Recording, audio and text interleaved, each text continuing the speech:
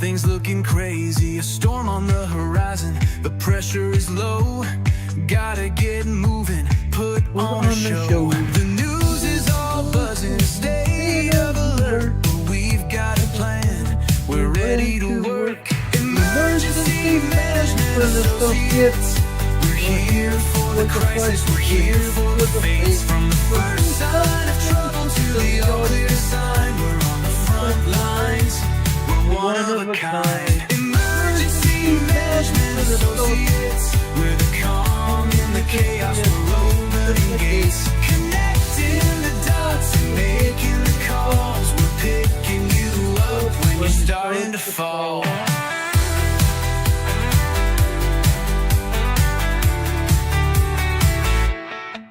See a little fire or a rising flood, we're a well-oiled machine, we're running in the mud. From the city hall meetings to the rescue teams, turning worst case scenarios into hopeful dreams. We're training the people, stocking the gear, we're the team you can count on when trouble is near. Emergency Management Associates, we're here for the crisis, we're here for the face. From the first sign of trouble to the all clear sign, we're on the front lines, we're one of a kind. Emergency Management Associates, we're the calm in the chaos, we're opening gates, connecting the dots and making the calls. We're picking you up when you're starting to fall. It's more than a job, it's a calling, you see. Prepared for the present and what's yet to be. Every second counts, we're ready to react for our communities. We're making an impact.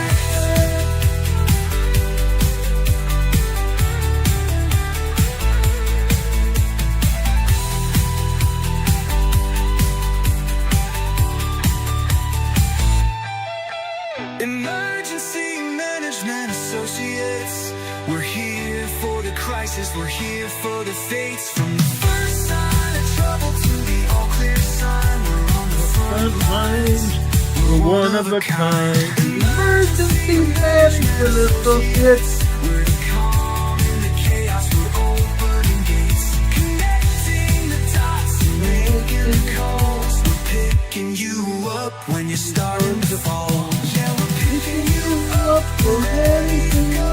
EMA, let's get this show on the road. Let's get this show on the road, guys. How about that? Let's do this right now. Emergency Management Associates is on the air. Welcome to our show, ladies and gentlemen. Thank you for being here. We appreciate you being here. God bless you all. We appreciate you more than you can even think. It's unreal, guys. We appreciate you all. Guys, we have a lot of information to show you tonight.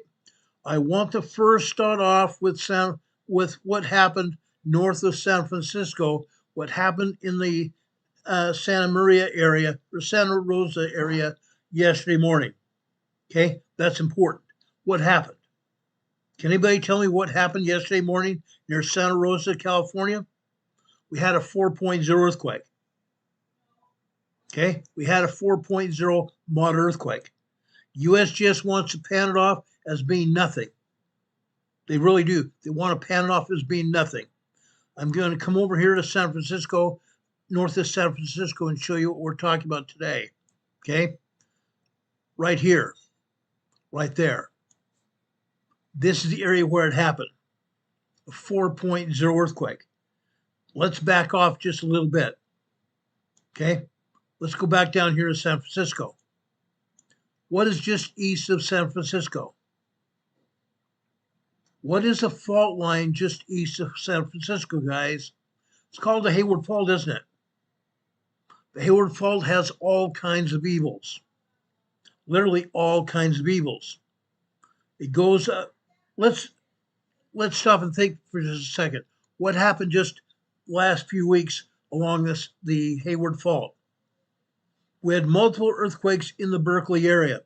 One of those earthquakes in the Berkeley area was a 4.5 earthquake. They've had a 4.0, they've had 3.0s, 3.0, 3.2, 3.5, 3.7, 2.0 minor earthquakes, and they've even had tremors there in the Berkeley area. What happened up here in Santa Rosa yesterday morning? Right there. What happened in Santa Rosa yesterday morning? 4.0 earthquakes, and they're continuing to have aftershocks. They're continuing to have aftershocks. Look at this. This is a 4.0 earthquake here. This is the earthquake we're talking about. But right next to it, here, a 3.1 earthquake. This is a 3.3 earthquake here. This is a 1.5 tremor here. Southeast of the earthquake, this is a 2.5 near Glen Ellen, California. This is a 2.6 minor earthquake. This is a 1.7 tremor. Over here is a 1.8 tremor. Further down here to the southeast, this is a 2.4 earthquake. 2.4 earthquake. But is this really a 4.0 earthquake here? Guess what?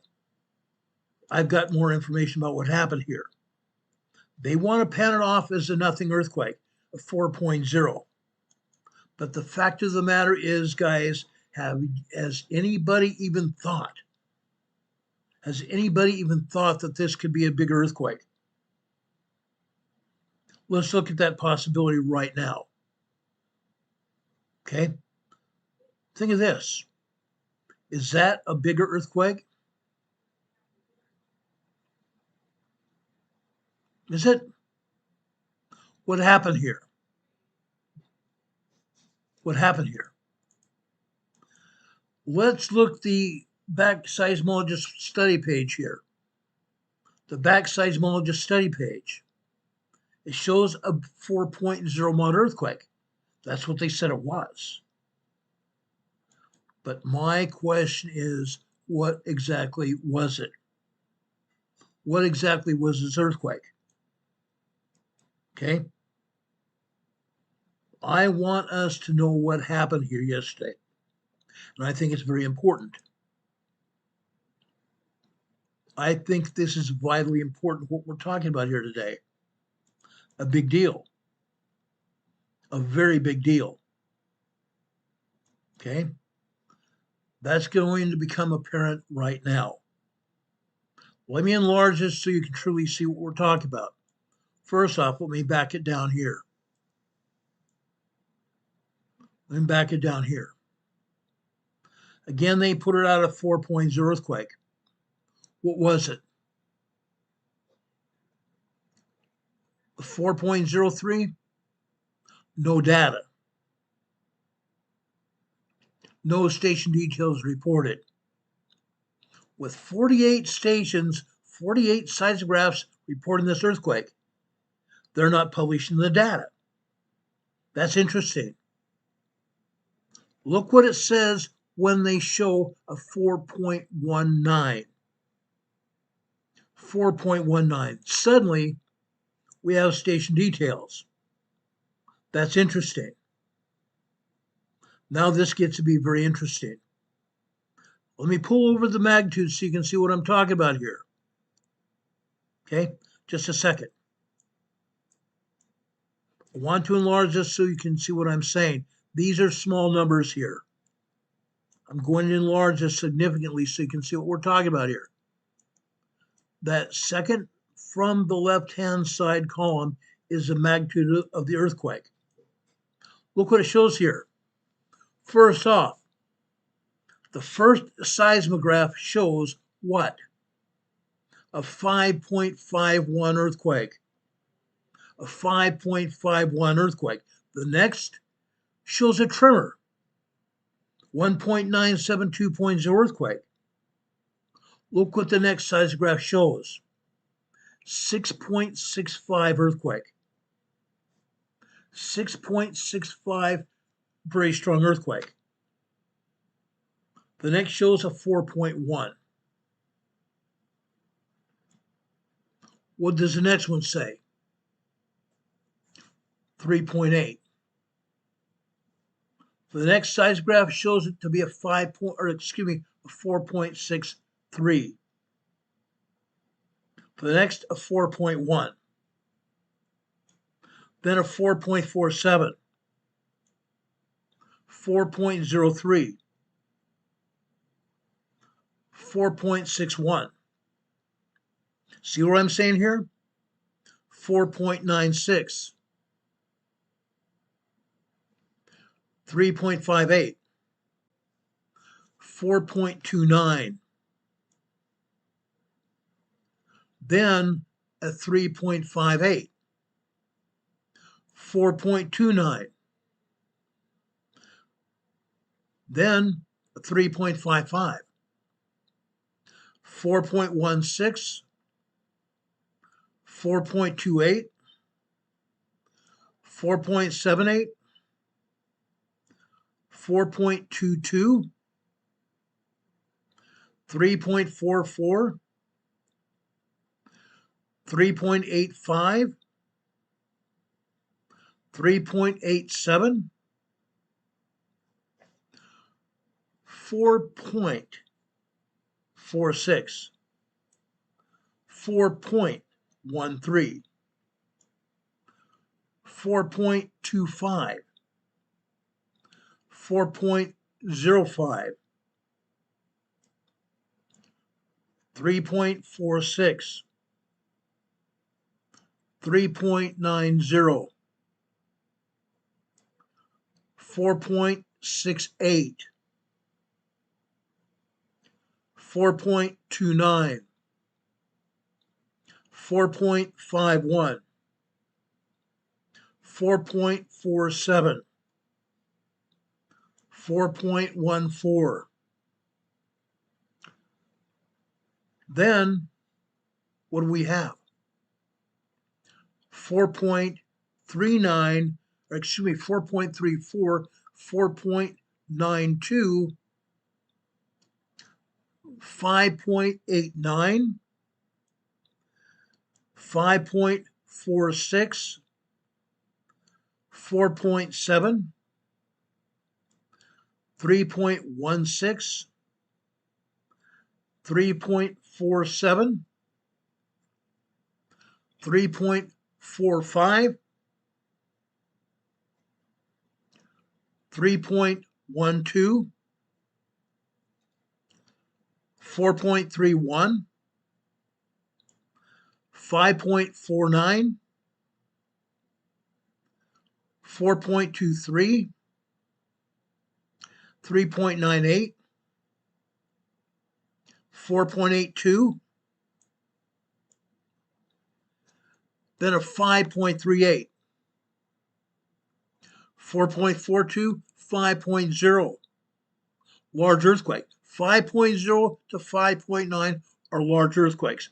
5.5 to 5.9 are very large earthquakes. 3.52,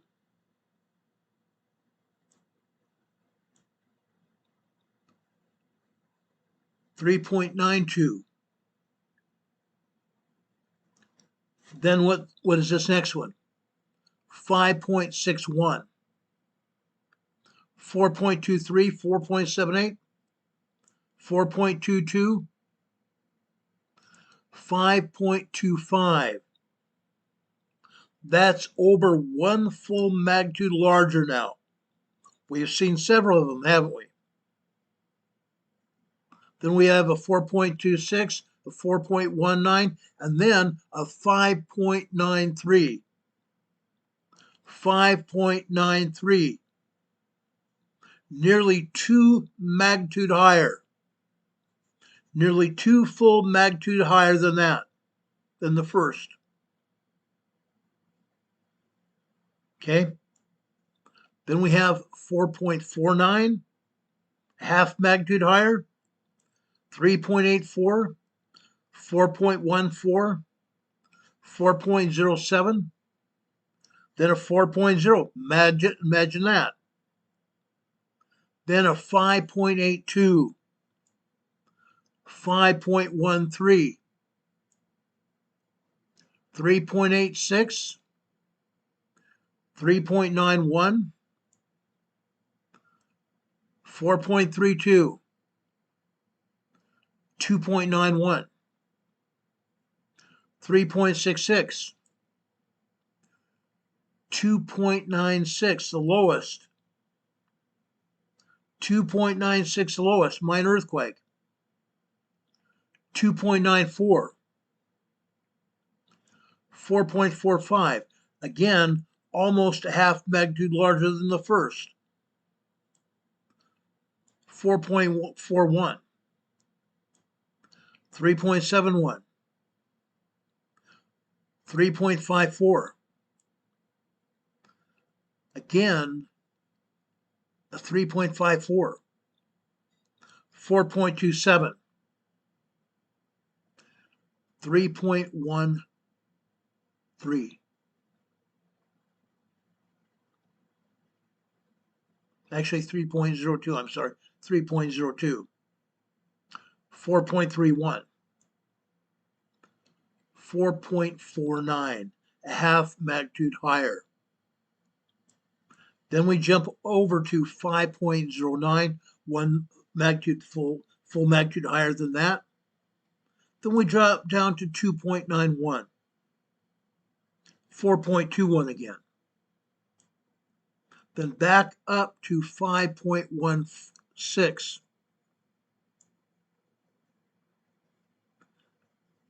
5.16, then we go down to 3.82, 3.83 again, 3.52, 4.32 here, 5.47, 4.04, 5.73, 1.67, a tremor. That's interesting because today we're seeing tremors today. The next, a 4.49. Then a 3.98, 4.17, 3.95, 4.15, 4.49, 4.93, 3.73, 3.51. Look at the next one, guys. Look at the next one. This should have been, and I very probably would say, this was at the epicenter of the quake. A 7.84 earthquake. A 7.84 earthquake. Then a 2.93, a 5.98, again, 2 magnitudes higher than the original earthquake. 3.96, 5.98, 3.96, 3.44, 6.12, and then a 5.11. Isn't that interesting? All the way from a 1.92 to a 7.84 earthquake. 1.92 tremor to a 7.94 earthquake. That's insane. That's literally insane, guys. Have you ever seen this happen before? Where they said the earthquake was such and such, and then the seismographs vary from so far, so low, to so high. Most of those seismographs were reporting 4.5 to 6.0. 4.5 to 6.0, and then the big one, was a 7.8. 7.8 earthquake. Then the other issue is this. Look at this. This is the other thing we want to take a look at. Okay? Look at the felt reports. 2,846 felt reports. That's interesting. What is the population of Santa Rosa? What was the population of Santa Rosa? There are reports from the people in Santa Rosa. They thought this quake was coming down all over them. I've seen reports of people thinking their house was coming down. Heavy duty shaking. That's insane. That's literally insane. Guys, I believe this is serious. This is serious. The map of the shaking here just north of San Francisco, Santa Rosa, California. Then I want to come down here. Okay? No, this wasn't such an earthquake where you see in red. If that earthquake was in the red, this place would have been coming apart. It didn't.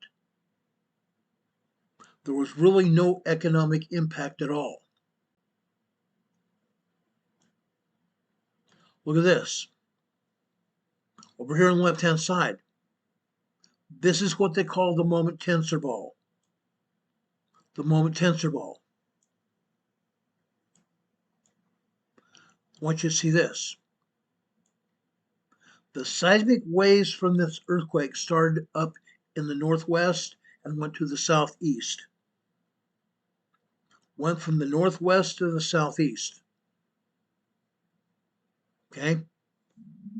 And no, there was no tsunami warning at all. Nothing issued. Why? Because this earthquake is far inland. You're not going to have a tsunami when the earthquake magnitude or the epicenter was inland, way inland, nowhere near water. You're not going to have a tsunami when the earthquake is nowhere near water. In this case, near Santa Rosa, California. Incredible. Incredible. Why am I being so serious about this? Can anybody tell me why I'm being so serious about this? I believe we have reason to be serious about it.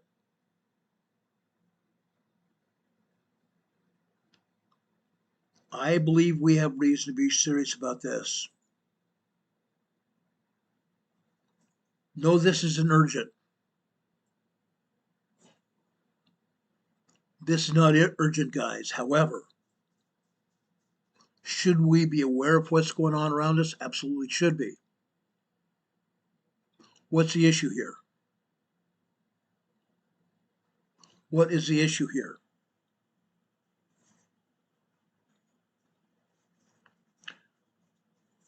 Linda Guy says he's on the border of Santa Rosa.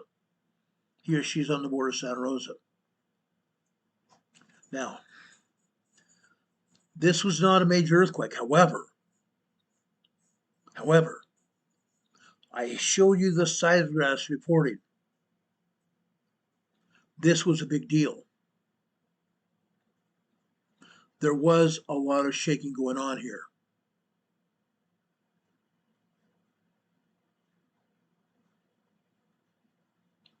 There was a lot of shaking going on here. Why are we concerned about it? Why should we be concerned about this? The simple reason is this. Let's go back to the USGS website here.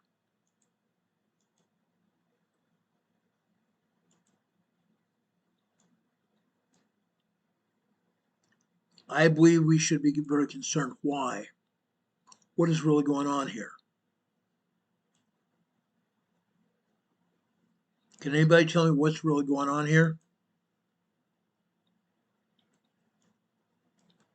Again, I start off over down south around San Francisco Bay. Right here on the Hayward Fault. On the Hayward Fault. The earthquakes that are hitting here in San Ramon, where Rob 52 has a daughter living here. We explained this before. This area is still shaking also. This is a 1.2 tremor here in San Ramon. This is a 2.7 minor earthquake here. This is a 2.8. This is a 2.1. That's a 2.0 minor earthquake. This is a 1.5 tremor. This is a 1.5 tremor. This is in San Ramon, California, just barely west of the Hayward Fault. What happened up here?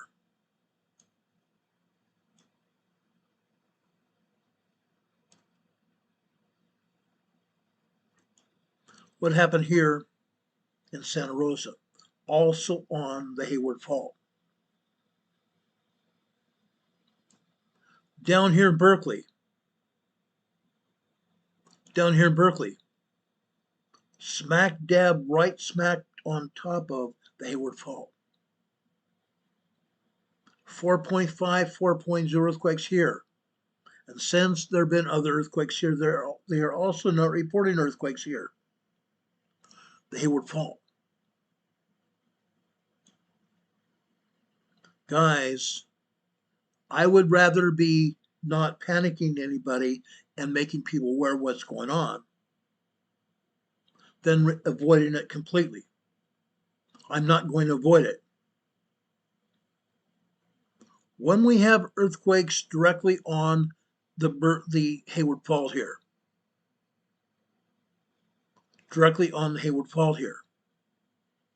I believe we have reason to be concerned here.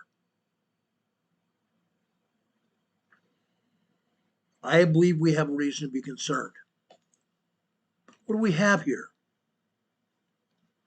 Out to the west of San Francisco Bay, we have the San Andreas Fault. Then over here, we have the Hayward Fault. And out here to the east, we have the Calaveras Fault. What happens?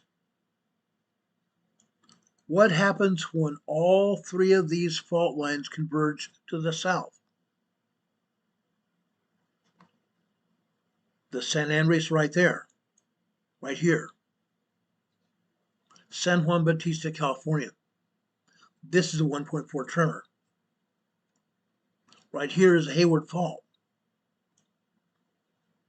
Out here to the east, the Calaveras. What happens when all three of these faults come together? Look out. Look out, guys. That's when we have problems. That's when we have problems. Right here, San Martin, California. Tres Pinos, California. We have issues here, guys. Large populations of people live in this area. Very large populations of people live in this area. Guys, we've been putting out memos to everybody. Watch what you're doing. The last major earthquake, I shouldn't say major, the last very strong 6.9 earthquake hit in 1989, October 1989. Guys, it's been 56 years. 56 years since this thing got going.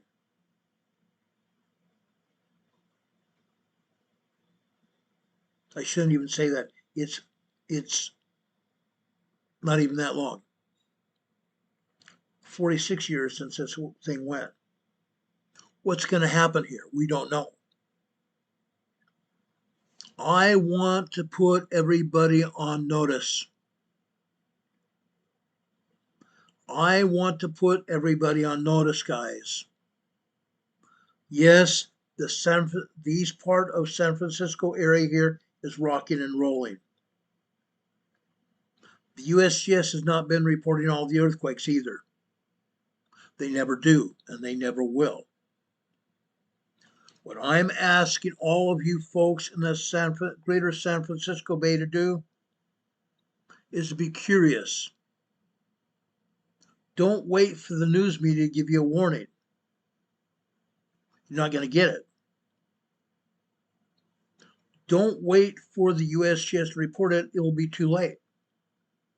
Be on watch yourselves. Come to this channel and get information.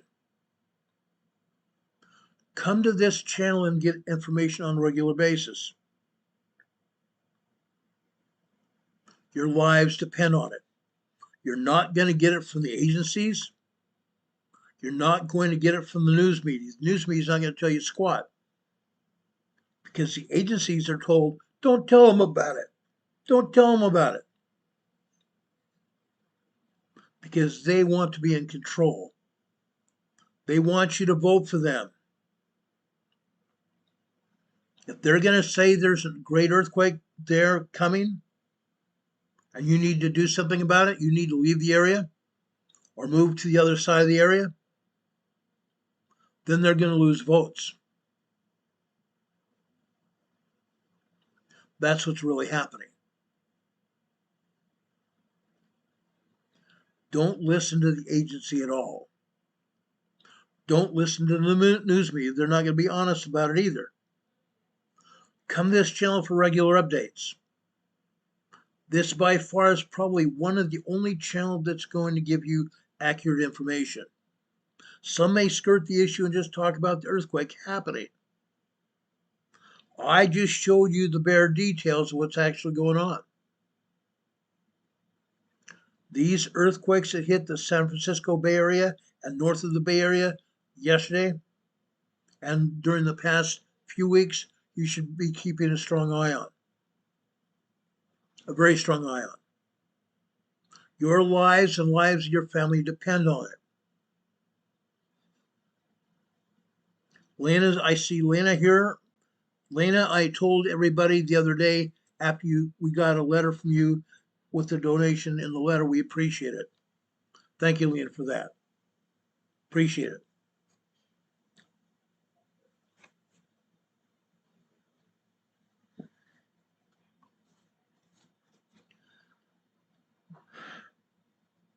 Heidi Petrick also gave us a donation on PayPal the other day.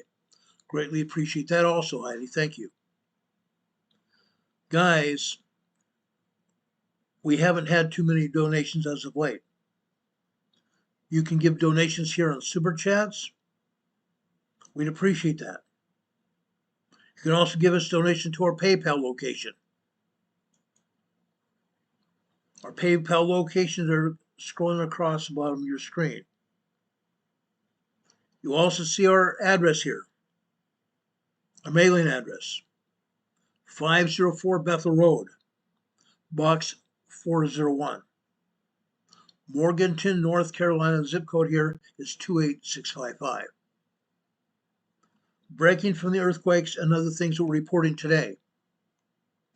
I want to put this out. We are now 10 days away from Christmas. 10 days away from Christmas. I came to a conclusion yesterday. I would like to invite you for a Christmas program. Christmas Eve, 9 days from now. I would like to have you send us a letter. Send us a letter telling how you celebrate Christmas in your home and what your family does. We'd love to know. Tell us about what you've done as a family in past years or when you were a child as well. We'd love to know about it. We want to put it on the air. We want this Christmas Eve to be a family Christmas. On Christmas Eve, on the 24th of December, we give a Christmas program. I give a Christmas message. about the birth of the Savior. We would also like you to include what you do on Christmas with you and your family, what you've done in the past years, and that evening, draw your family together. Because our Christmas message is to your family, your entire family. You adults, mom and dad, grandkids, great-grandkids, and children. Draw them closer because we're going to give a Christmas message as we've done in years past. But we'd also like to read those letters to everybody here on the channel. So send us a letter to our mailing address, 504 Bethel Road, Box 401, Morganton, North Carolina, 28655. We have 9 days. Please do this as soon as possible so we can put it on the air and tell everybody about what everybody does on Christmas. We'd love to hear from you. On Christmas Eve, also, make sure you have something nice to drink, maybe cookies, maybe cookies and pastries for Santa, or maybe a light dinner. Tell us what you do on Christmas Eve as well. I'm going to have a plate of goodies here to eat myself and a glass of eggnog, as I've done in the past. We're going to celebrate Christmas here, guys. So please send us a letter in the next 9 days and let us know what you do on Christmas. We greatly appreciate it. That way we can all share with Christmas here on the air with us. And thank you for that. Now let's get back to what we're talking about today, earthquakes. Earthquakes everywhere, guys. Literally everywhere. Let's back out here. Okay? Let's go over here to off the coastline of Petrolia, California, Northern California coast here. Here, you see a Triple Junction area where the San Andreas Fault starts. And it connects with what? What is this fault going to the north? The Cascadia Subduction Zone. And off to the west here, we have the Gorda Escarpment. Goes way off into the Pacific. This earthquake here on the Gorda Escarpment is a 2.7 magnitude earthquake. We keep having earthquakes here every day, literally every day.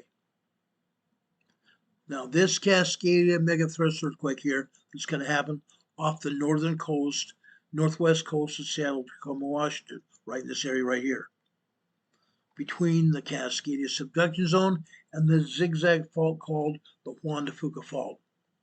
Juandefuca. Juan de Fuca Fault here to the west, and the Cascadia Subduction Zone, which runs the entire length of British Columbia from Haida Gwaii to the north up here, all the way down to the Gorda Escarpment and the San Andreas Fault here.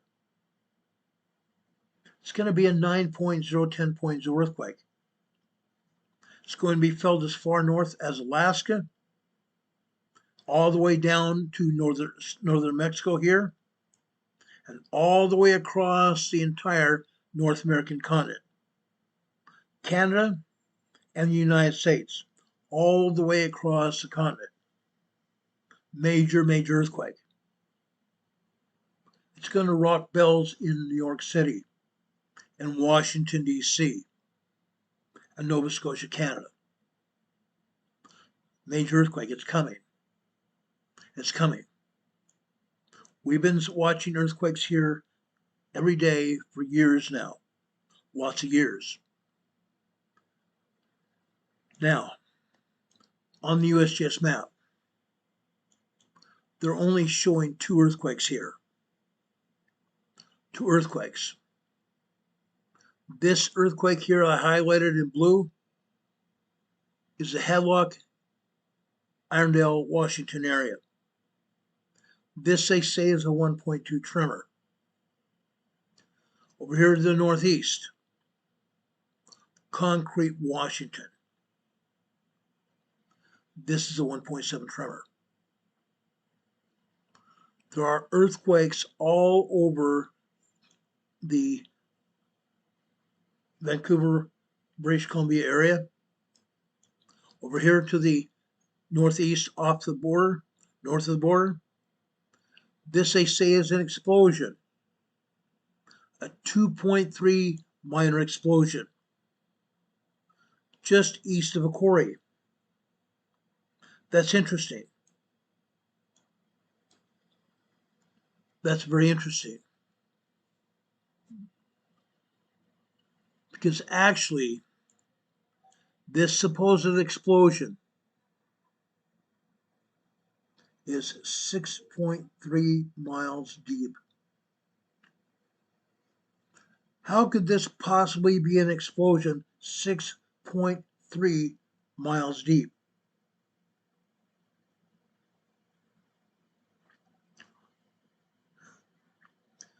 "12 kilometers deep, guys.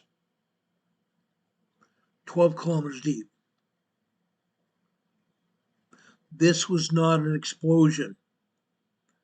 This was a 2.3 minor earthquake here. It had nothing to do with this quarry here. Not a thing. 2.3 minor earthquake here. These earthquakes happen all the time. They keep telling us, guys, oh, it's just a quarry blast. It's just an explosion. Really? Really? When it's right next to the quarry, and it just happens to be over 6 miles deep? There's no possible way in heck that could have been an explosion.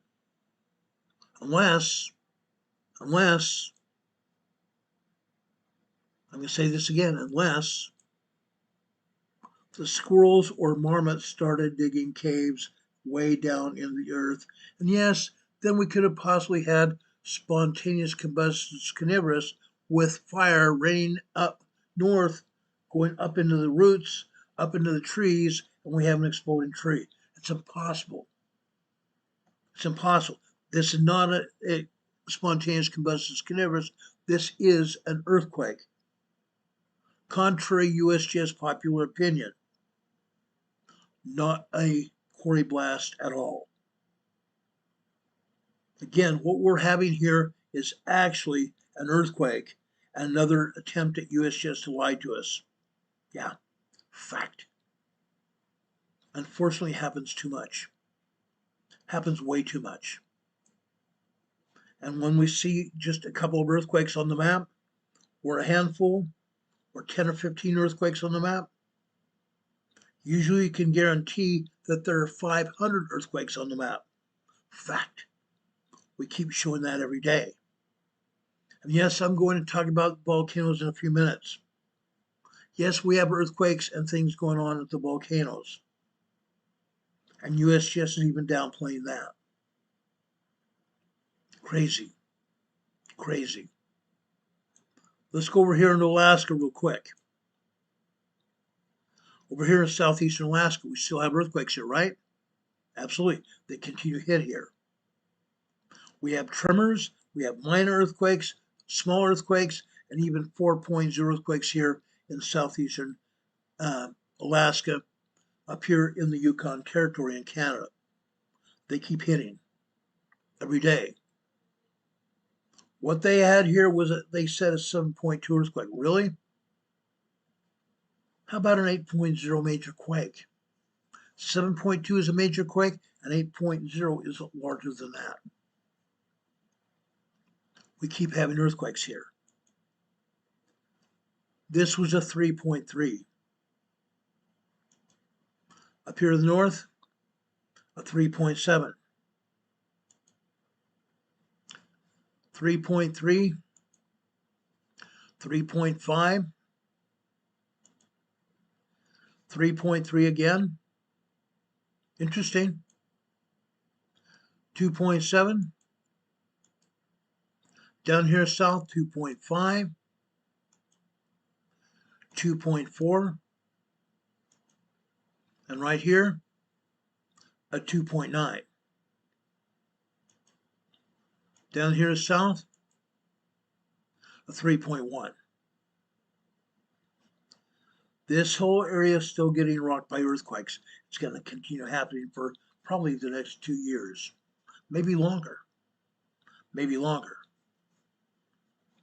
This earthquake was larger than what they said it was, and we're still getting aftershocks to prove it. The aftershocks still hitting this area are going to continue hit for maybe months and even years. That's what happens when you get an earthquake of this magnitude here. It's happening now. We're here in mainstream Alaska here. Okay, what's going on here? We see no earthquakes at all here in the Anchorage area, but up here to the north, Fish Hook, Alaska, 2.0 earthquake. 2.1 here, near Trapper Creek, Alaska. South down here in Anchorage here, Sterling, Alaska, 2.0, south of Anchorage. Southeast of there, Funny River, Alaska, 2.3. Further south, Fox River, Alaska, 2.0. Fascinating. Really fascinating. Then we come over here at another volcano here.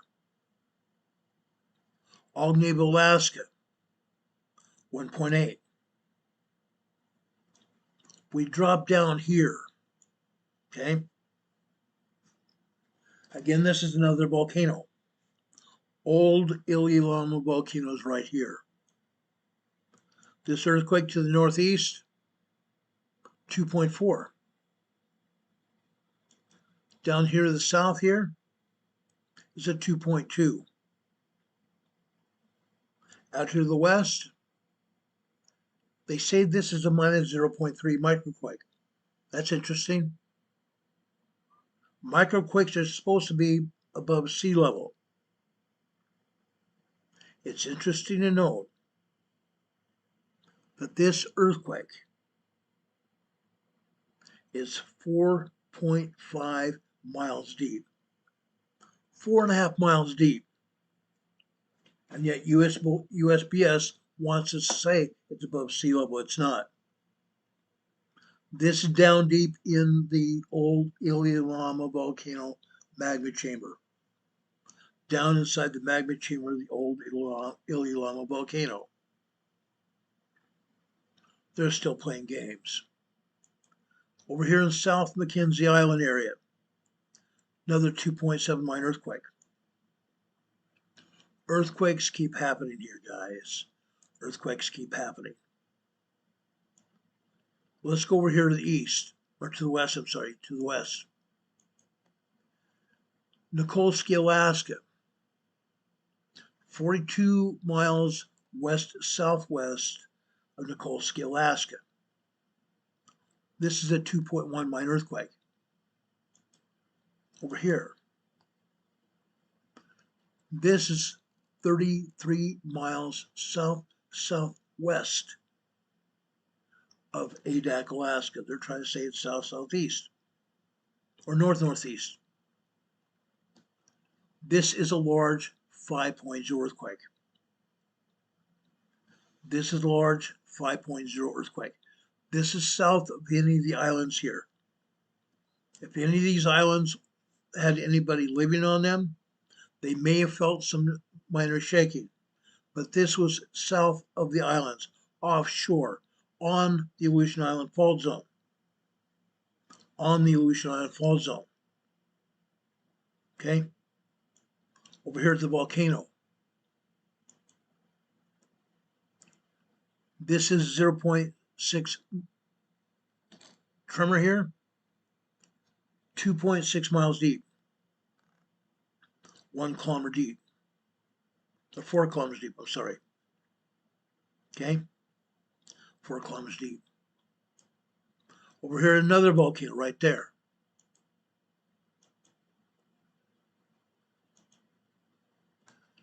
This is a 1.0 tremor here at the volcano. West of there, out in the Baltic Sea here, is 0.7 microquake. Let's go west.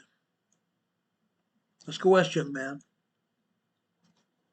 The rest of the Aleutian Island fault out here from Adak all the way out here to Kamchatka Peninsula didn't have anything. However, out here southeast of Kamchatka Peninsula, it's still getting rocked. This 5.6 earthquake, 21 miles deep. This is a 5.3. 6.2 miles, 10 kilometers deep. But this 5.6, this earthquake came out as a 6.0, very strong earthquake. Upgraded 6.2, downgraded 5.9, 5.7, then 5.6 where it's at now. I didn't look at the backside seismologist study page, but this very well may have been a very strong earthquake. We know what they do here. They do it very often. Down here in the Kuril Islands south of Kamchatka Peninsula, 4.5 earthquake here. Still going on. Remember the major earthquake that happened here this past week? Now we're having a 4.5 moderate earthquake here, an aftershock today.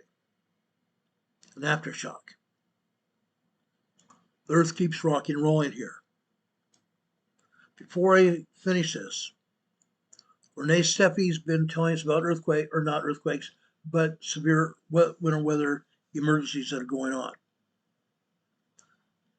I want to repeat what she's saying here for people who are just listening to this program. Coming out of the National Weather Service out of Buffalo, New York, a lake effect snow warning. That lake effect snow warning remains in effect for Jefferson and Lewis counties until 1 p.m. Tuesday. Heavy lake effect snow with winds are expected. Now guys, as we told you last week, these are urgent weather messages. Why? Because there was a huge cold front coming out of northern Canada, all the way into southern Canada, all the way down to Texas. That storm system went all the way from the southern Texas all the way out here to the east. Even New York, Boston, Rhode Island, going up into Vermont, going all the way up to New Hampshire and Maine, and out to Nova Scotia, Canada, and also Ontario, Canada. The area's being blanketed with snow, heavy snow, and blizzard warnings. You need to be aware of it. Your lives depend on it. My feeling on this, and some of the weather people are also saying, if you don't have to go out, don't. Work from home if you can. Okay? Another lake effect snow warning remains in effect for Oswego County until 1 p.m. on Tuesday. Oswego County, New York. Be aware of it, guys. Be aware of it. It's happening. It's happening. I'm going to go back through here and just read some of these messages for you.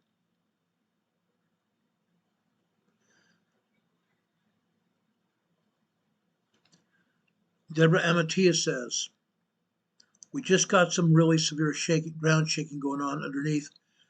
I was on the toilet and thought we were having a severe earthquake. Even my son felt it at the time. Vibrations. Deborah, where were you at when that happened? I mean, what town or city were you near? Canadian Patriot 1, my buddy Dave over in north of Ontario, Canada. He says, then the large tsunami will come after the Cascade earthquake. You're right, Dave. It's going to happen. I spoke to Dave on Saturday. Really appreciate hearing from Dave. Dave is one of my best friends. Appreciate you. Really do.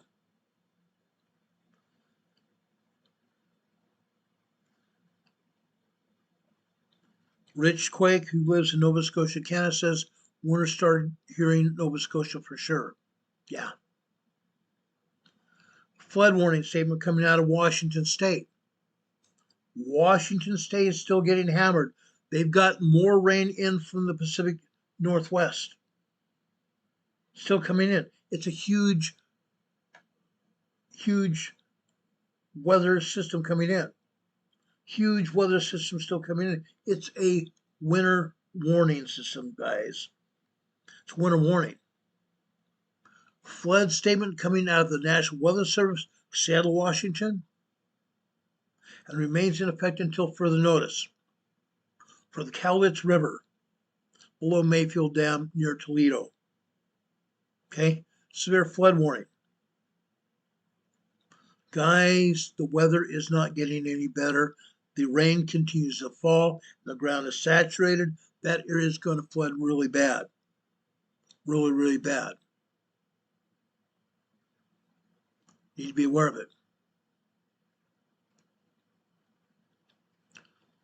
My buddy Dave in north of Ontario says, apparently my Christmas will be digging myself out of another foot or more of snow.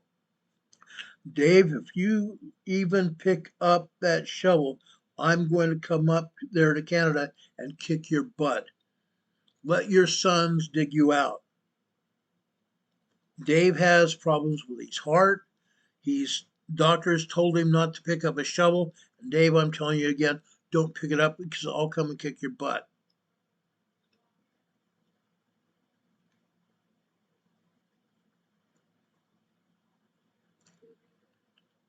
A flood warning statement coming out of Seattle. Flood warning for breach of the Desmore levee on Green River until 9 p.m. tonight. A flood warning for breach of the Desmore levee on the Green River until 9 p.m. tonight. Central King County life-threatening flash flooding warning. It's occurring now. Go to higher ground if you can. Go to higher ground. If necessary, go up into your attic. You may have to go up in your attic, guys. Be very safe. Stay dry and stay warm.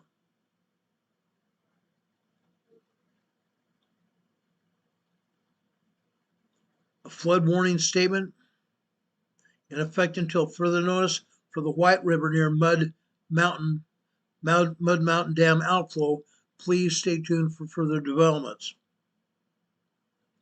A flood warning is in effect until further notice for the White River near Mud Mountain Dam outflow. Until further notice. Flood statement. National Weather Service, Seattle, Washington. Flood warning is extended for the Cedar River near Landsberg, affecting King County, Cedar River at Renton, Green River near Auburn, Washington. Okay. Flood warning is extended for the Cedar River near Landsberg, affecting King County, Cedar River at Renton, Green River near Auburn, Washington.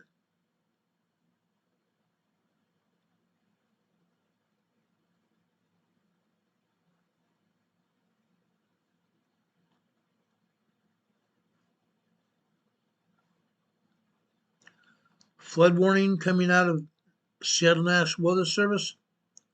White River at the R Street Bridge affecting Pierce and King counties. Stay tuned for further developments. Okay. White River at the R Street Bridge affecting Pierce and King counties. Stay tuned for further developments there.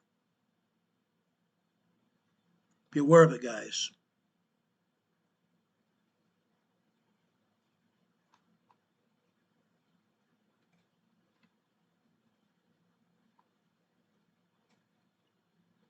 I want to thank all of our mods here. I appreciate you more than anything I can ever say about it. I love and appreciate all of you, all of our EMA family, but moderators, you guys are doing a bang-up job here tonight. Thank you so much for this. Okay, Dawn, Demon Catman, Renee Steffi, Hurricane Heather, all of you contribute to this program. Thank you for that. Appreciate you a lot. A lot. Flood statement from the National Weather Service, Seattle, Washington. Flood warning issued for the Skyhomish River near Gold Bar, Snohomish County. Flooding caused by heavy rainfall in the area, and it's expected to continue.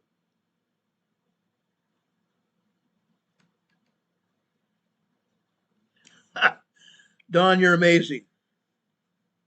You're amazing, Don. My buddy Don here reported a little bit ago in the chat.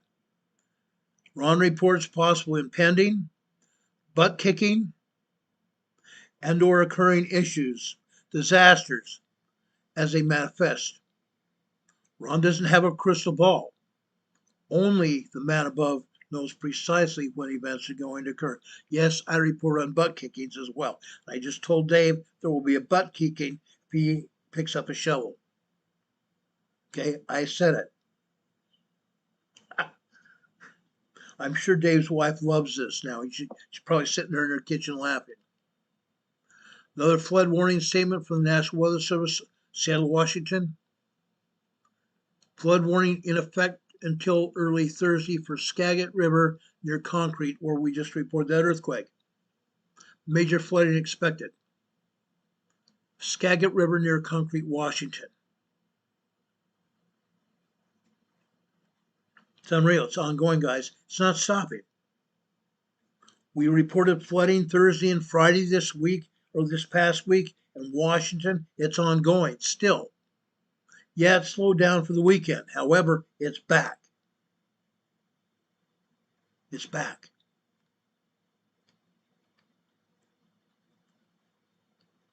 The Cowlitz River below the Mayfield Dam near Toledo is still flooding. It's still in effect.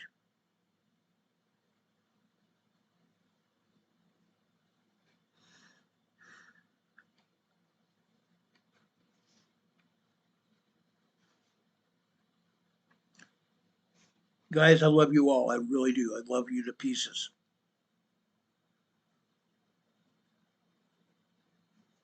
We love our EMA family so much, it's not even funny. Love you to pieces. Getting back to these earthquakes here. We go down south here on the Mariana Island area. Okay. This is southeast of Guam. This is a 5.7 earthquake.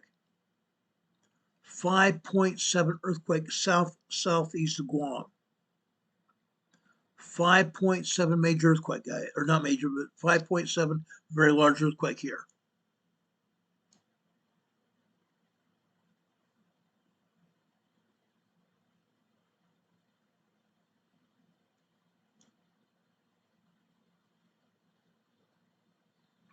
And USGS is reporting this southeast at San Jose Village. Guess what?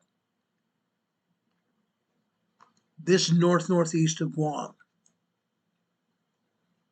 This northeast of Guam right there. You see Guam right there.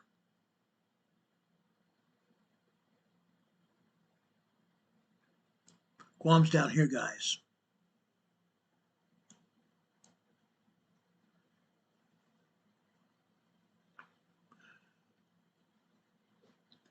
This is over in the Northern Mariana Islands here.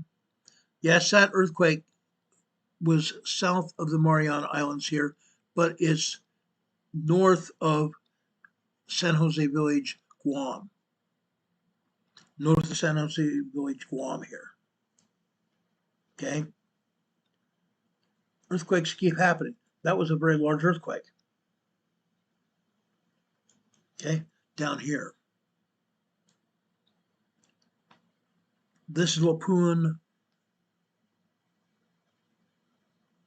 Philippines. This is offshore from the Mindanao Island here. Largest island of the Philippines here, just offshore, we have a 4.4 moderate earthquake here. 4.4 moderate earthquake here. Down over here in the northeastern Indonesia area, 4.3 earthquake here. Northwest of Masoni, Indonesia. Masoni, Indonesia. North central Indonesia. Notice that I don't show any earthquakes here. Nothing here in Indonesia at all. 36 earthquakes here in Indonesia together. Total 36 earthquakes, and they're showing one.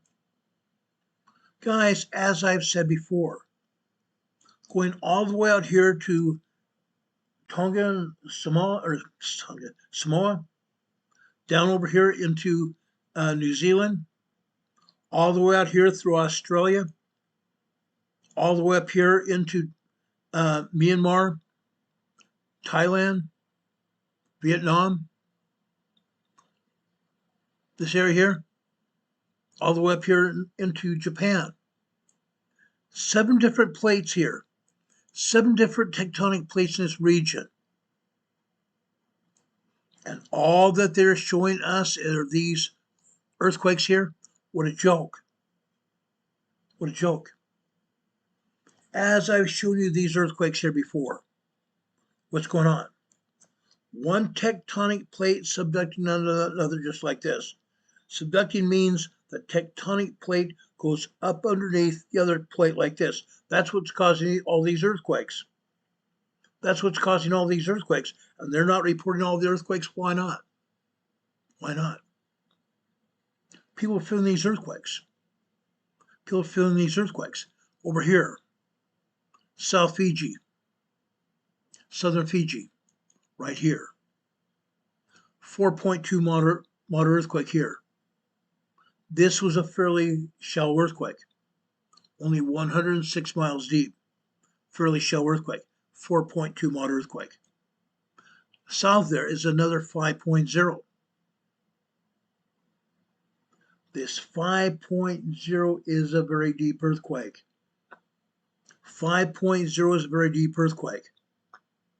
In this case, we have to add a 1.2 magnitude to this.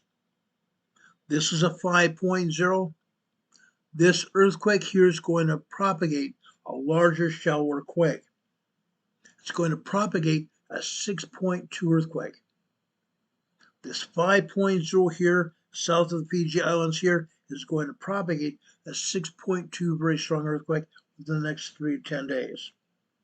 In the next 3 to 10 days, we're going to have over a 6.0 earthquake here in either Fiji, over in Tonga here to the northeast, down here into New Zealand, or over here in the Legacy Islands to the west, Vanuatu, the Solomon Islands here to the west, or maybe even over here into Papua New Guinea. It's going to happen in the next 3 to 10 days.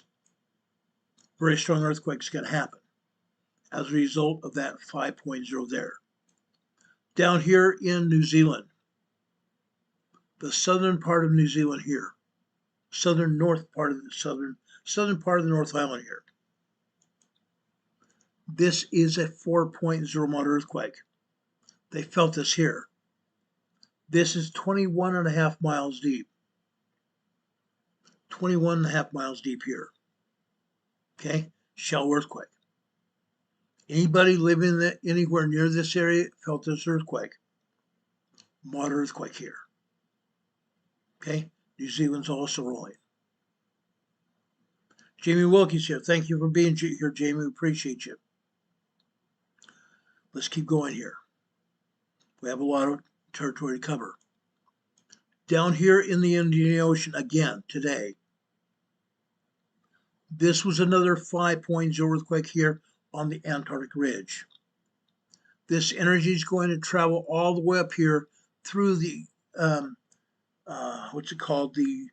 this ridge here in the Indian Ocean. It's a central middle Indian Ocean ridge here. It's going to travel over here into the Carlsberg Ridge here, and up here into the Owens Valley here. Could go over here to the energy could travel up here to Saudi Arabia, or even over here into Iran. We have another earthquake here. This was a 4.8 earthquake here. This isn't Iran, this is Pakistan here. But that seismic energy could go over into Iran here. But this is a moderate earthquake here in Pakistan. A 4.8 earthquake here. This is 6.2 miles deep. It's a very shallow earthquake. They felt this earthquake rock and roll here. Okay? The USGS is also reporting this. Way over here off the southwest side of Greece here. Okay? Southwest side of Greece over here in the Aegean Sea here. This is a 5.3 large earthquake here. A 5.3 earthquake here, guys. Now, this was a large earthquake. Anybody near this earthquake would have felt this earthquake. This was 37 miles west-southwest of Latakia, Greece. 37 miles west of Latakia, Greece. The people here in Latakia felt this earthquake. This could have been a very damaging earthquake here. I haven't had any earthquake reports here, but this could have been a very damaging earthquake here. Offshore from Latakia, Greece here today. Okay, this just happened. This earthquake just happened. You see it in red? Red indicates it happened within the last 30 minutes. But we have not received any damage reports out of Greece yet. It will happen. It will happen. Notice also they're not reporting any earthquakes here in Italy or anywhere else here in Europe. That's preposterous. It's absolutely preposterous. Why do we know that? Because over here, right here, we have a volcano that's getting ready to erupt. It's been showing indications of eruption for quite some time now. The Vesuvius volcano is moving. It's moving. Magma is moving in the magma chamber. It's also moving all around southern Italy here. They're still evacuating this area. The officials know that there's going to be a volcanic eruption here. They started evacuation here weeks ago. It's still ongoing. Earthquakes keep rattling this area. Every time an earthquake hits this area, people get all shook up. They leave their homes, they stay in their cars. They stay in their cars because at least their cars would be a shelter if the house collapses around them as the earthquakes get larger here. As this volcano still happens, it's already steaming, the earthquakes are going to get larger. An earthquake will erupt at least 5.0 magnitude earthquake when it happens. It will result in at least a 5.0 earthquake. This volcano is steaming. It's ongoing. It's going to go, guys. It's a matter of time. We don't know when, but it's a matter of time. They keep reporting earthquakes, but USGS keeps denying even anything going on. They don't report much of anything anymore. Whether it's at home or abroad, they don't report it. Over here in north central Italy here, 28 earthquakes here in this area. They keep not showing what's going on. These are tremors. These are minor and small earthquakes here in north central Italy. Still not showing much of anything. Nothing. Going over here in the Himalaya Mountains. South of the Himalaya Mountains in Italy, we continue to have minor earthquakes and tremors. Minor earthquakes and tremors here in the northern resort areas here, and over here in the southwestern resort areas here of Italy. Minor tremors and minor earthquakes keep happening. 1 to 4 earthquakes happen here every day. Going over here into the Alps Mountains here, not the Himalaya, but the Alps Mountains here. These Alps Mountains are still shaking. We have earthquakes in Austria. We have earthquakes in Germany. We have earthquakes in Switzerland here. They keep happening. We have earthquakes here in France. Minor earthquakes all over France today. All over Spain. Literally. They keep happening. Okay? They're going to continue. They're going to continue. As you see, they're not showing much of anything going on at all. Heaven forbid they tell us anything going on. Down here in the South Sandwich Islands here, southeast of South America, we have another large 5.2 earthquake here. That's normal. Nobody lives here in the South Sandwich Islands at all. The only thing that's here in the South Sandwich Islands are birds. Birds. Yes, occasionally birds will come over here and they'll be checked on by scientists, but that's about all. Nobody lives here in the South Sandwich Islands. Just south of South America over here in the Drake Passage. We don't have any earthquakes here, but they have happened this last week. We had another large earthquake here in the Drake's Passage down here south of South America. I believe it was Wednesday or Thursday last week. They continue to happen. Over here in South America, they showed 2 earthquakes. When 36 earthquakes hit South America today, they showed 2. Over here, just north of Valparaiso here, Ovalle, Chile here, 4.7 moderate earthquake. 4.7 moderate earthquake. Over here, this northern Chile. This is a 4.3 near Arica, Chile. Tarapaca, Atacama, Chile area here. This is where most of the earthquakes are. I believe there's 14 earthquakes here in this northern region of Chile, Bolivia, Argentina area here. That's a lot of earthquakes. 14. There are 12 more down here in central Chile. 12 more earthquakes here. We also have earthquakes here in Peru and also going up here into Colombia. They continue rock and roll here. Over here, I want to talk about this real quick. Off the southeastern shore of the Dominican Republic, this is considered to be the Mariana Passage. The body of water between the Dominican Republic and Puerto Rico. This is a 4.3 moderate earthquake here. Over here in southwestern Puerto Rico, these are aftershocks. These 2 earthquakes are aftershocks from over 6 years ago. 6 years ago, December 26th and December 28th, 2019. We had an 8.0 earthquake and we had an 8.4 earthquake. 8.0 and 8.4 earthquake happened on December 26th, respectively December 28th. Man-made earthquakes. You might ask how that happens? I'll show you how that happened.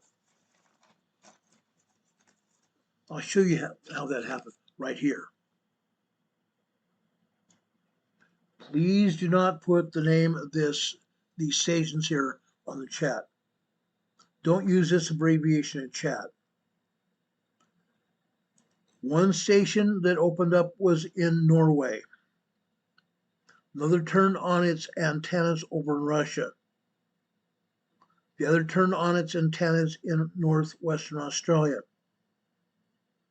They triangulated southwestern Puerto Rico, causing 8.0 and 8.4 earthquakes to hit here, causing major damage, power outage all over Puerto Rico, businesses, buildings, homes destroyed, lives destroyed. People were killed in those earthquakes, man-made earthquakes. We still are seeing aftershocks today. This is a 2.2 minor earthquake here. This is near Guanica, Puerto Rico. 2 miles southwest of Guanica, Puerto Rico. This is a 2.6. 2 miles southwest of Guanica, Puerto Rico. 2.6. This is a 2.4. 4 miles west-southwest of Guanica, Puerto Rico. aftershocks of earthquake that happened 6 years ago. 6 years ago. That is what happens when you have earthquakes of that magnitude. When we have major earthquakes like this, we have aftershocks for years. Years and years. Okay? Northeast of Puerto Rico here. 3.0 earthquake northeast of Suarez, Puerto Rico. 21 miles northeast of Suarez, Puerto Rico. This is a 3.0 small quake. It did not shake Puerto Rico at all. This is out in the Caribbean, guys. This is out in the Caribbean. Nobody felt this earthquake. Small earthquake. Small earthquake.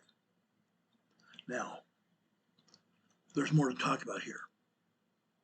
A lot more to talk about. Yes, Texas keeps shaking with aftershocks from oil and gas drilling. Fracking earthquakes. Fracking earthquakes. Southern California is still getting hit. Lots and lots of earthquakes in Southern California. As you can see, Northern California around the San Francisco Bay Area is still getting hit. A brand new earthquake here, east of Gilroy. 5 miles east of Gilroy. We keep having earthquakes here. This is a 1.5 tremor here, east of Gilroy, California. They continue to happen. That's east of Monterey Bay. This is near San Juan Bautista. We told you about this earlier. A 1.5 tremor here. South there, Gonzales, California, 1.5 tremor here. They continue happening on the San Andreas.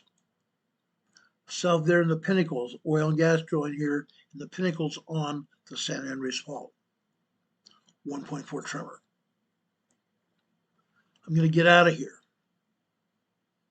I'm going to show you earthquakes around the volcanoes now.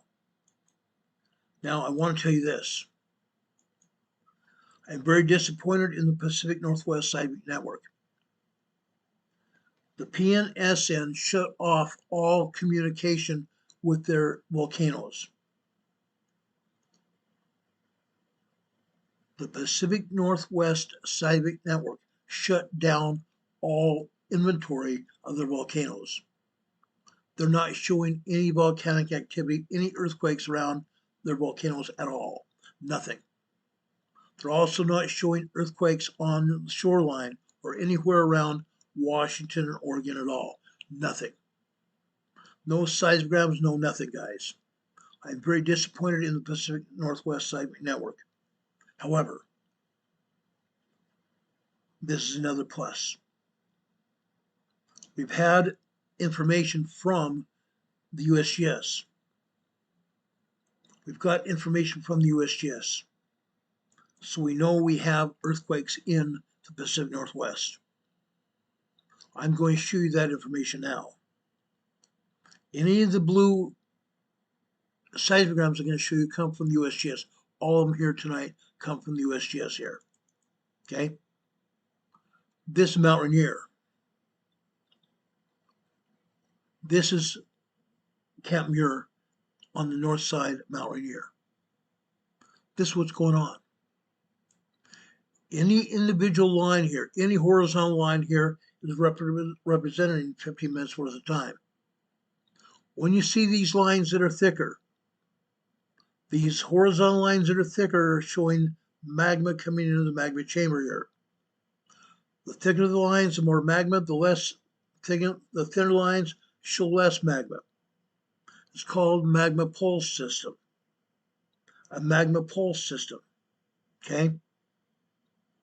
Here you're seeing magma coming into the magma chambers here at Mount Rainier. Let's show you further down here. Last night, all you see is magma here. Then we come down here. Okay? Now, up here, we see midnight. The 000 hours show midnight last night. As the morning goes on here, 6, 7 o'clock in the morning, we see more magma here. What I believe is going on is USGS is turning up the seismographs. They're turning up the sensitivity of the seismographs. They're showing more activity. Okay, 6, 7 o'clock, they show more activity. Then 9 a.m. this morning, 10 a.m. this morning, 11 a.m. this morning. See what we're showing here? We're showing more and more magma. We're also showing vertical lines here. Vertical lines here. Those vertical lines are tremors here. Tremors here. But we know darn well that the USGS is not going to be truthful with us. All they're showing are minor tremors here. That's it. They're not even showing us minor earthquakes. These are tremors here, all of them. We know for a fact there are minor earthquakes here. We know for a fact there are tremors here. But heaven forbid that USGS gets involved. They don't show us all what's going on here. They never do. But at least we have an activity here where we can show earthquakes that are hitting the volcanoes here. No, they're not being truthful with us, but you can see what I'm talking about. From late morning through this afternoon, we see earthquakes here. Camp Muir. Now, I want to show you Camp Sherman. While the Pacific Northwest Seismic Network was showing tremors, minor earthquakes, and small earthquakes here at Camp Sherman, USGS doesn't show a squat. Not anything going on here. Again, this is the USGS not being truthful with us. We know darn well what's going on here at Camp Sherman, and we know what's going on here at Mount Rainier, and the USGS continues to deny anything happened here. They're also not showing us anything at Glacier Peak. They're not showing us anything at Mount Baker to the north. Nothing. Not a thing. Let's go over to Mount Rainier, Emerald Ridge. Mount Rainier, Emerald Ridge. Here at Emerald Ridge, we're showing some minor earthquakes. We're also showing magma coming into magma chamber here at Mount Rainier. Up at the top of this seismograph. This seismograph starts reporting things at 1 p.m. last night. 1 p.m. yesterday afternoon. 1 p.m. yesterday afternoon. You see thicker lines here. Thicker lines represents more magma coming into the magma chamber. Thinner lines, less magma. Magma pulse signals here. Okay? You also see tremors here. Vertical lines. Tremors happening here. Yes, Mount Rainier is moving. You see more and more magma coming into the magma chamber here. You see more and more vertical lines here. This morning, early this morning, after 6 a.m. this morning, what's going on here, guys? What's going on here? About 7:11 this morning. This shows to be a 2.6, 2.7 earthquake. It's probably larger than that. It's probably larger than that. On that same line going off to the right here, after 7 a.m. in the morning, we have another 2.6, 2.7 earthquake, at least. Then after that, 2.5. Okay? What happened after that? After 8:30 this morning, we had a 2.7, 2.8 earthquake.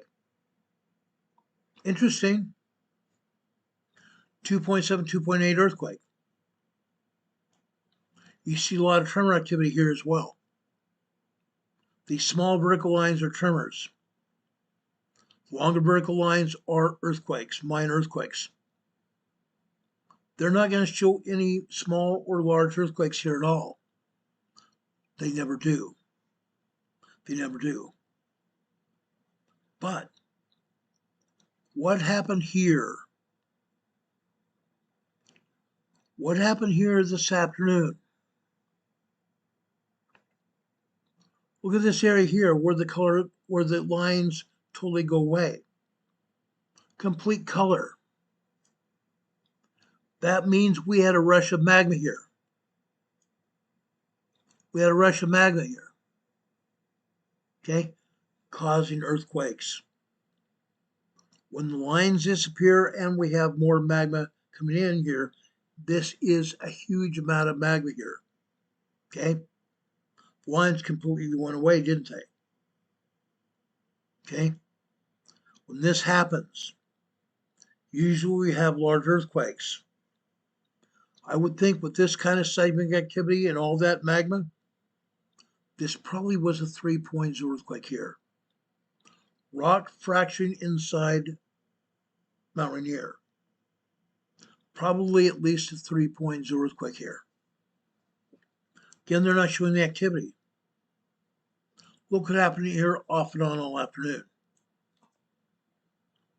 Large amounts of magma coming into the magma chamber, causing fracturing in the magma chamber, fracturing rock.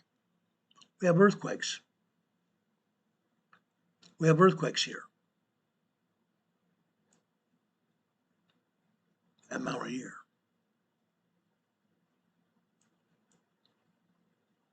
Mount Rainier is alive and well, guys.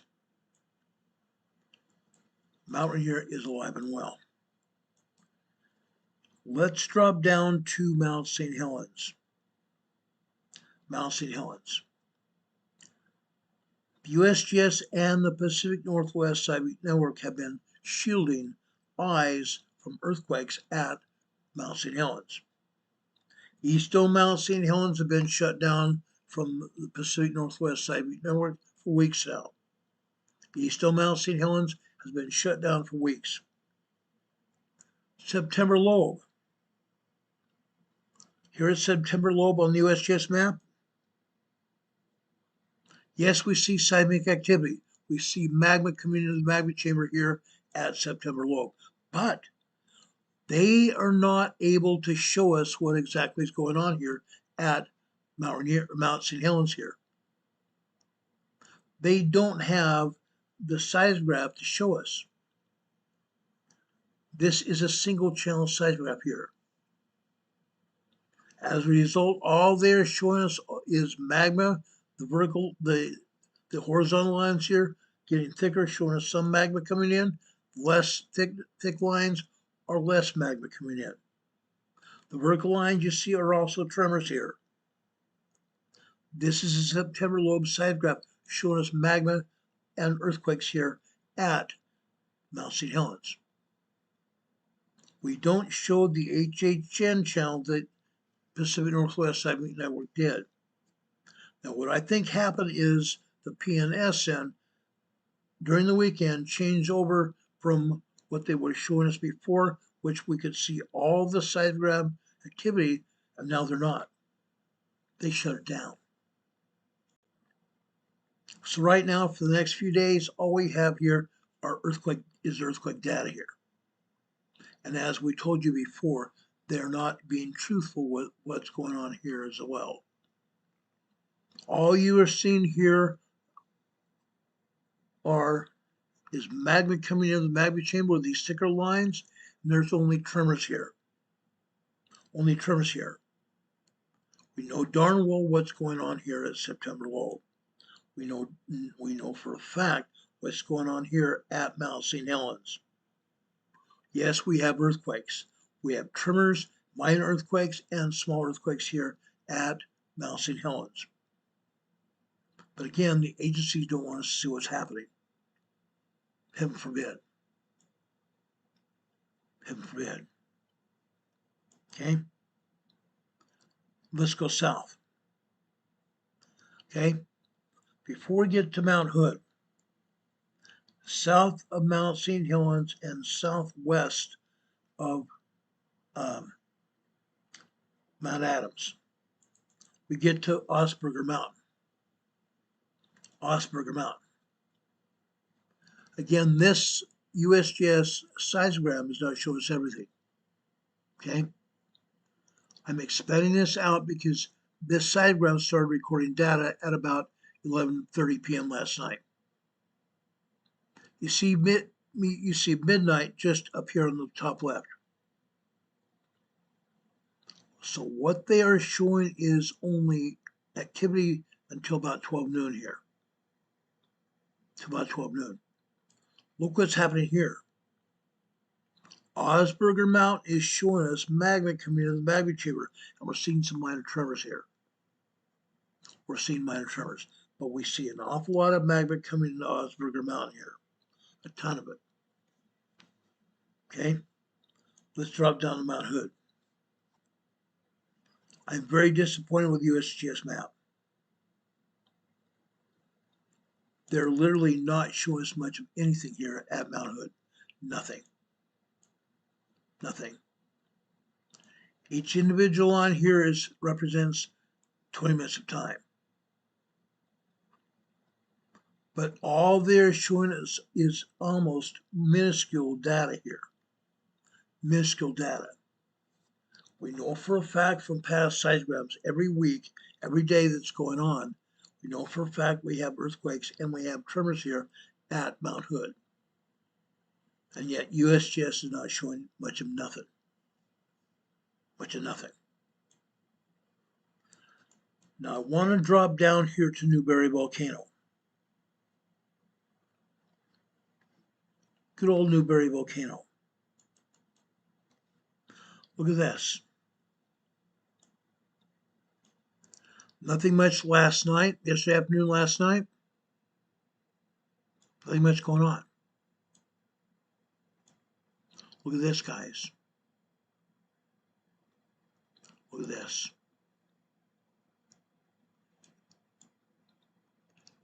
Midnight was right there. Yes, we see some magma coming into the magma chamber because the lines get thicker. Then they get thinner again. By this morning, late morning, they're still not hardly showing any data here. Nothing. But what's going on here? Late this evening, late this afternoon, all of a sudden we see an onslaught of magma activity. All kinds of magma activity here at Newberry Volcano. What does this mean? Guys, Newberry Volcano has always been active. Always. Newberry Volcano has been moving here. A lot of movement here this afternoon. No, it's not going to erupt anytime soon, but we have a lot of movement here. This is definitely a sign of new magma here. New magma moving into Newberry Volcano. It's going. It's going. We're going to continue monitoring Newberry for you. Now, they didn't have anything Sisters Volcano at all. I tried to pull up Sisters, and they didn't show nothing. Not a thing. Let's drop down to Crater Lake. Crater Lake. As I told you, on the northeast side of Crater Lake, we had a seismograph that was going. It's been shut down for the greater portion of this year. To the northwest, the southwest, we had a seismograph there. The seismograph there has been turned off. Turned off. Cleetwood Cove was up to the northeast. The seismograph off to the southwest is Mount Scott. It's been shut off. It's been shut off. So we either have the bunkhouse here, hardly showing any activity here at all. With this. Hardly showing any activity at all. Late last night, Late last night, about 10 p.m. Just after 10 p.m., we had some minor earthquakes. Minor earthquakes here. But nothing else. We had some tremors. But all they're showing all night long are lines here. Nothing happening. We know that's not true. Magma just doesn't stop coming into the magma chamber when these guys get off work. But from 10:30 on, nothing's going on. Nothing's going on until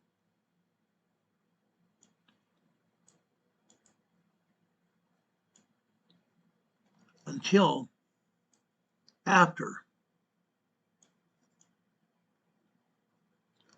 3 p.m. today. At 3:45 on the left-hand side, we see 2.5, 2.6 earthquake happening here at the bunkhouse, south central Crater Lake. 2.5 earthquake here at the bunkhouse. That's interesting because the Pacific Northwest Seismic Network hasn't been showing us squat. Nothing. Not a thing here. But the USGS is showing us tremors here and one minor earthquake here. One minor earthquake after 3:30 this afternoon. Look at this. This is supposedly 8 p.m. tonight. 8 p.m. tonight. It's not even 8 p.m. on the Pacific time zone. The Pacific time zone is at 5:40 p.m. Actually, 4:40 p.m. So what they're doing here is lying to the public.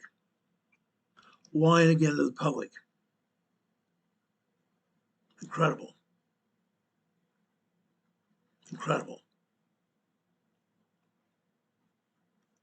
But I've got more information than that.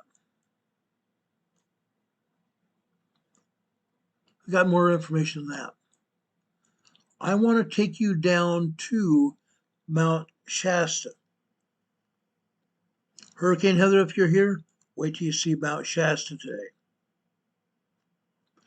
North central Mount Shasta.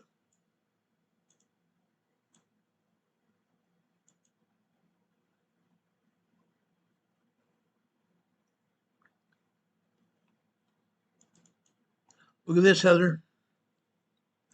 Mount Shasta is moving. We know darn well what's going on here at Mount Shasta. Again, the United States Geological Survey is saying we have earthquakes here at Mount Shasta. You're right. Long duration tremor activity causing 2.0 earthquakes here. Long duration tremor activity causing minor earthquakes. We're seeing 2.0, maybe 2.5 earthquakes here. North Mount Shasta. North Mount Shasta here. We haven't seen this kind of activity before last week. This started last week. Unreal.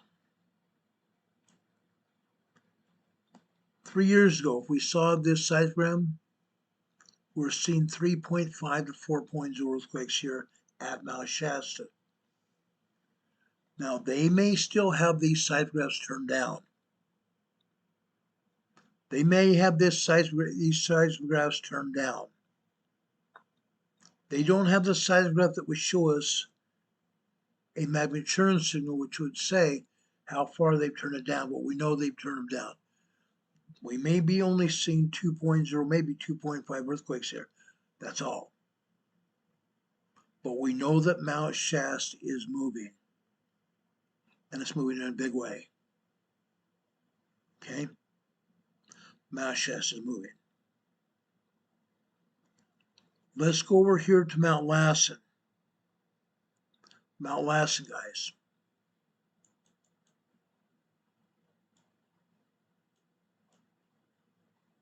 Look here at Mount Lassen. Up at the top here. Up at the top.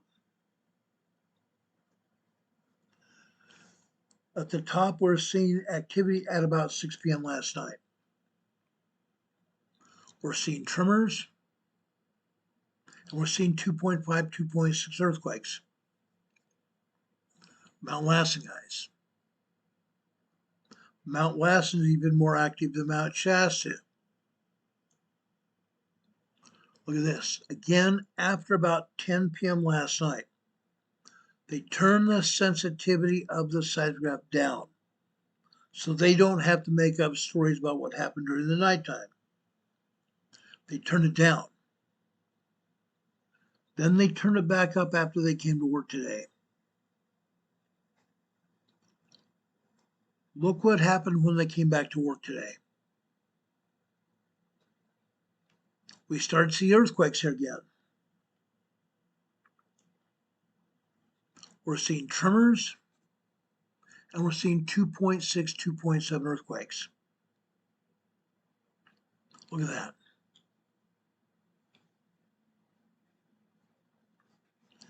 We're seeing tremors, and we're seeing minor earthquakes here.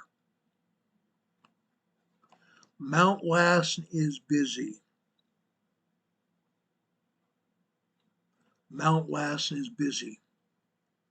The last time Mount Lassen erupted was 1917, over 100 years ago. We don't know whether Mount Lassen will erupt again, but it's trying. It's working itself up to maybe erupting in the next 5 or 10 years. We don't know. We don't know. Yes, we are monitoring what's going on here at Mount Lassen. We're going to continue that. We fear that Mount Lassen could erupt, and even the scientists are saying, yes, it's a possibility. It's a possibility. But what we're saying is we continue to see activity here at Mount Lassen. It's definitely moving. Any questions about what's going on here? Any questions what's going on here?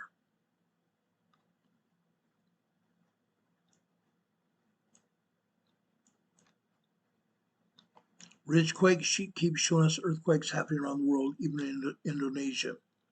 Yeah, they're continuing to happen. It's moving. It's moving.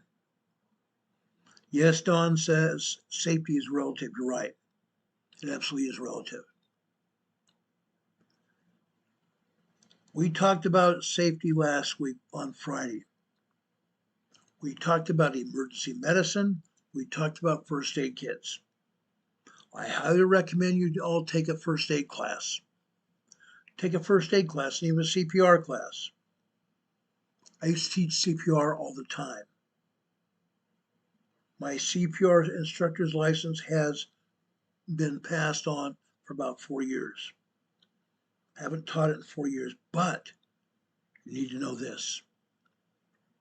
If you decide to start to do CPR, you need to make sure you're getting at least 30 strokes per minute. 1001, 1002, 1003, 1004, 1005. 30 movements per minute. 30 movements per minute. You press this far down into the chest. Push this far down into the chest, about 2.5 to 3 inches. Then you're getting the heart to move. You're pushing down on the rib cage, getting the heart to move. Put the butt of your hand over the sternum of the patient. Put the butt of your hand over the sternum of the patient. With your fingers, 3 fingers, touch the sternum of the patient. Go down here till you reach the xiphoid process. Then above the xiphoid process, you put the butt of your hand. Put the butt of your hand above the xiphoid process. You don't want to push the xiphoid process because you could break it. If you break the xiphoid process, you will possibly puncture a lung or even injure the heart.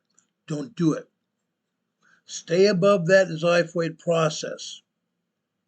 You can feel it. Then put the butt of your hand over the sternum, just the sternum. Then make sure you press 30 compressions, 1001, 1002, 1003, 1004, 1005, 1006, etc. 30 compressions. Now, they used to give breaths. Give 2 breaths every 30 compressions.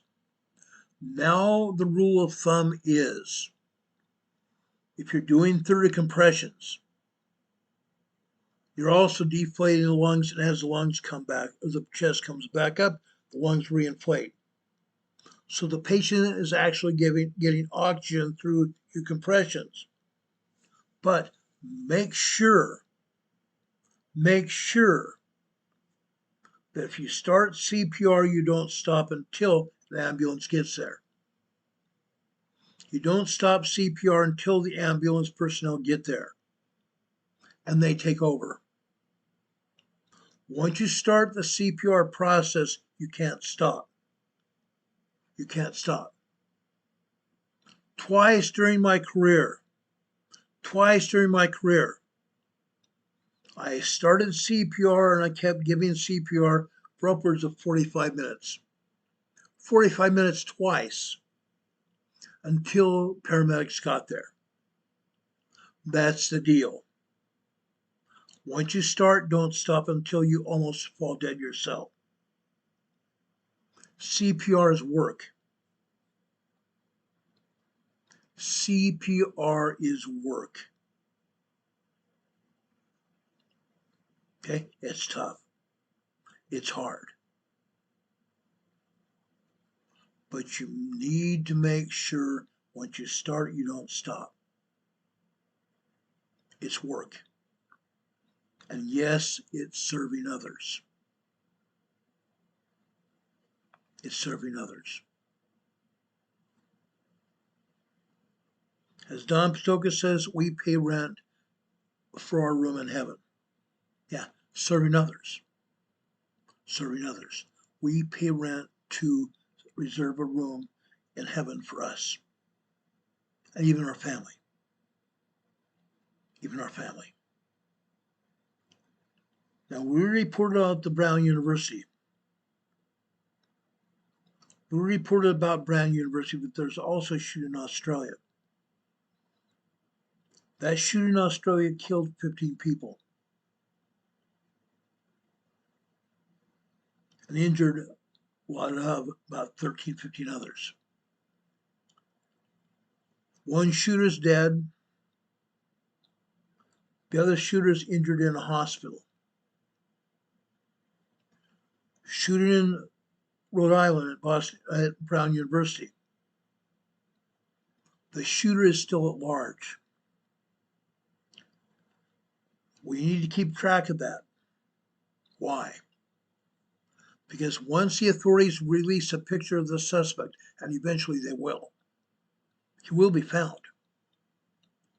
But law enforcement also needs to help find that suspect, and you and I can help find him. They will release a picture of him. And when they do, if you see that suspect, call FBI / Brown University. Call the FBI.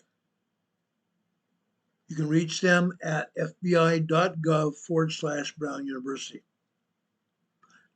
Give the FBI information or call the FBI on your telephone. I don't know what the number is. Call them and report the individual that you think did it. The FBI doesn't even know. Brown University people may know, but they've not released any information. This is Christmas. I hope and pray that we catch that dirtbag from Brown University shooting before Christmas. before Christmas, guys. We need to put that man behind bars. We can't let this kind of nonsense continue. Not on our watch. Not on our watch. Now it's almost 8 p.m. Eastern Time. I'm sorry we got on the air really late. I had problems getting on the air, getting in touch with YouTube. I'm sorry about that, but we finally made it.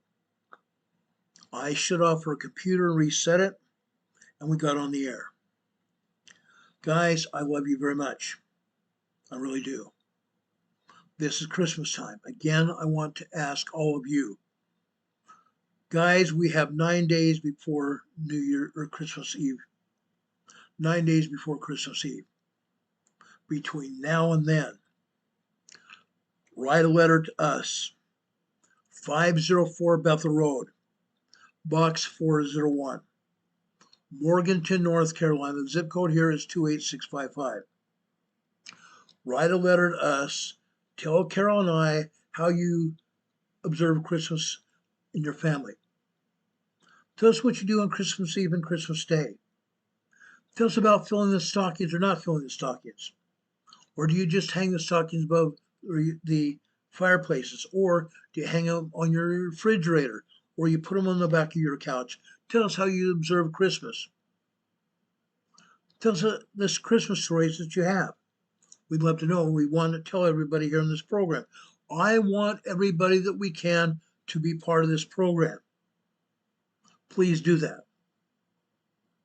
If you have Facebook Messenger, you can even record a message on Facebook Messenger, and I'll play it if I can. Okay. Yes, I have Facebook Messenger, and I'll play those messages if I can. I'll try. But please send me a letter, send Carol and I a letter telling you how you guys observe Christmas. We'd love to share this with you all on Christmas Eve. May God bless you. Let's observe the birth of the Savior. No, he was not born in December. We know that. But we observe the Savior's birth in December. We do that. No, Christmas trees and statues of Christ are not idols. They're not. The manger is not an idol either. It's a symbol. It's a symbol of purity, a symbol of hope. It's a symbol of his birth and his mission here on this earth. I love our Savior Jesus Christ. I love our Savior Jesus Christ. He's our King. He's our light and life in the world. He's our hope. He was put to death and resurrected 3 days later. He went to heaven. He died and was resurrected to prepare a place for us, giving us the possibility of being resurrected. That's what his mission was here on this earth. Please, guys, please celebrate the birth and resurrection of the Savior. May God bless you. May God be with you this day and always. Please know that we love you. And we love you very much. Have a good night, everybody. Much love. Be safe out there. If you guys are in the midst of the storm, be very safe. Don't travel unless you absolutely have to. Make sure you have first aid kits in your car. Make sure your car has an emergency supply kit.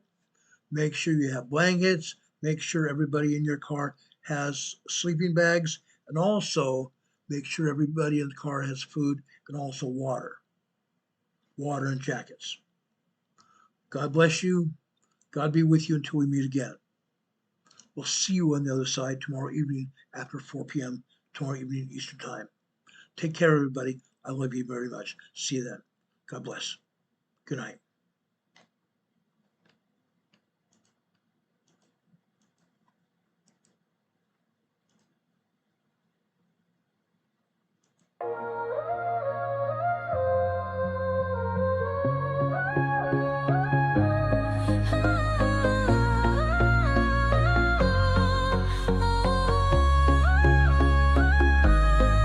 Here at Emergency Management Associates, we're dedicated and true,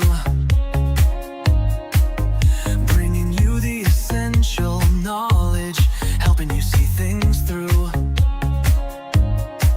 From disaster preparedness to navigating recovery's embrace, we're here to guide you in every unpredictable time and place. We break down the complex, make it easy to grasp and absorb, sharing strategies for safety, the vital lessons you can't afford to hoard. So thank you for watching, and thank you so much for your sub. You're a key part of our growing family, a member of our knowledge club. With every like, every share, and every comment you send our way, our critical message spreads further, helping more people every single day. Together we're stronger and more prepared. That's the truth we all abide. You help us build resilience with nowhere for uncertainty to hide. Your engagement truly inspires us. Your feedback acts as a guiding light, helping us continually grow and making our channel's future bright. We're always learning, always striving to be better, bring you the most up-to-date information, no matter the weather. Emergency Management Associates is here for you now and forever, it's true. Keep watching, keep learning, because we truly appreciate all that you do. Thank you.